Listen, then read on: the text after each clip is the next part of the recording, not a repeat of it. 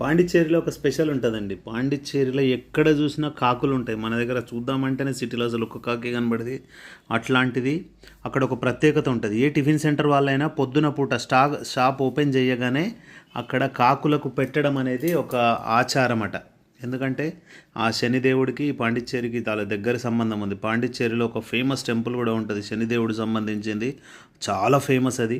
ఎందుకో ఎక్కడ చూసినా కాకులే. వాళ్ళు ఏ షాప్ వాళ్ళు చూసినా కానీ పొద్దున షాప్ ఓపెన్ చేయగానే టిఫిన్ సెంటర్ వాళ్ళు వాటికి కాకులకు వేస్తారు. మేము కూడా కాకులకు వేసాము. ఒక నిమిషంలోనే ఉన్నాం, చాలా కాకులు వచ్చేసి.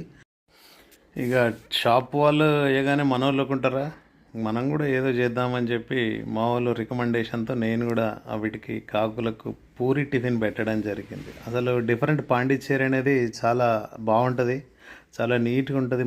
చాలా మంచిగా అనిపించింది. ట్రిప్ మాత్రం ఫ్యామిలీతో వెళ్ళినాం, చాలా ఎంజాయ్ చేసినాం. చూడాల్సినవి చాలా ఉన్నాయి పాండిచ్చేరిలో. ఇక ఈ శనిదేవుడికి సంబంధించి తిరునల్లార్ అని ఒక ఆలయం ఉంటుంది, పాండిచ్చేరికి దగ్గరగానే ఉంటుంది.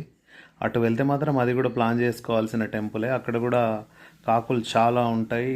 శనిదేవుడికి సంబంధించి పూజలు, ప్రత్యేక పూజలు అక్కడైతే నిర్వహిస్తారు. మాకైతే టైం సెట్ అవ్వలేదు, బట్ ఈ పాండిచ్చేరిలోనే మాంగ్రోవి అట్లాంటి కొన్ని ఉన్నాయి సైట్ సీన్స్. బీచ్